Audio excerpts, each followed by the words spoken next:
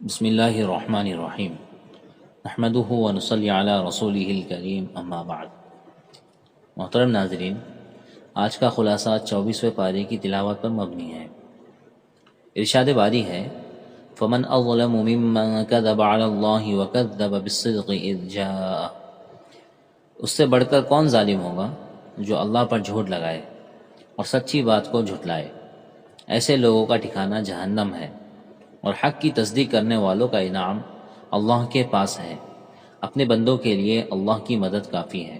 الیس اللہ بکاف عبدہ۔ اللہ تعالیٰ نے قرآن سبھی انسانوں کی ہدایت کے لیے نازل فرمایا ہے۔ جو سیدھی راہ اختیار کرے گا وہ اپنے فائدے کے لیے کرے گا، اور جو راہ سے بھٹک جائے گا اس کے بعد بھٹکنے کا وبال خود اسی پر ہوگا۔ پیغمبر پر اس کی کوئی ذمہ داری نہیں ہے۔ کیا لوگ نہیں جانتے کہ رزق کی تنگی اور کشادگی سب اللہ کی طرف سے ہے؟ منکرین اب بھی توبہ کر لے اور اللہ کے فرمانبردار بندے بن جائے۔ اللہ غفور رحیم ہے، اس کی رحمت سے مایوس نہ ہو۔ اس کے بعد سورہ مؤمن شروع ہوتی ہے۔ قرآن مقدس خدائے عزیز و علیم کی طرف سے نازل شدہ ہے۔ اللہ تعالیٰ گناہ بخشنے والے، توبہ قبول کرنے والے اور سخت سزا دینے والے ہیں۔ قدرت والے ہے، اس کے سوا کوئی خدا نہیں، اس کے پاس سب کو جانا ہے۔ لا الہ الا هو الیہ المصیر۔ آیت قرآنیہ میں کفار جھگڑا کرتے ہیں۔ مسلمانوں کو ان کی وقتی شان و شوکت کے فریب میں نہیں آنا چاہیے۔ کفار بالآخر ہماری گرفت میں آئیں گے اور جہنم میں ایندھن بنیں گے۔ اے مسلمانوں، تم اللہ کو پکارو اور شرک سے بچتے رہو، خواہ تمہارا یہ عمل کافروں کو کتنا ہی برا کیوں نہ لگے۔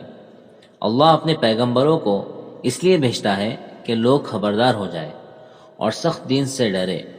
جب ان کا سب کیا کرایا ان کے سامنے کھول کر رکھ دیا جائے گا، وہ انصاف کا دن ہوگا اور ہر شخص اپنے کیے کا بدلہ پائے گا۔ کسی پر کوئی ظلم نہ ہوگا۔ وہاں نافرمانوں کا نہ کوئی دوست ہوگا نہ شفاعت کرنے والا۔ اللہ کا فیصلہ بے لاگ ہوگا۔ اللہ تعالیٰ ارشاد فرماتے ہیں کہ ہم اپنے پیغمبروں کی بھی اور ان پر ایمان لانے والوں کی بھی اس دنیا میں مدد فرماتے ہیں اور قیامت کے دن بھی مدد فرمائیں گے۔ اِنَّا لَنَنصُرُ رُسُلَنَا وَالَّذِينَ آمَنُوا فِي الْحَيَاةِ الدُّنْيَا وَيَوْمَ يَقُومُ الْأَشْهَادُ۔ اس لیے بہتر یہی ہے کہ اے لوگو اللہ کی پناہ مانگو۔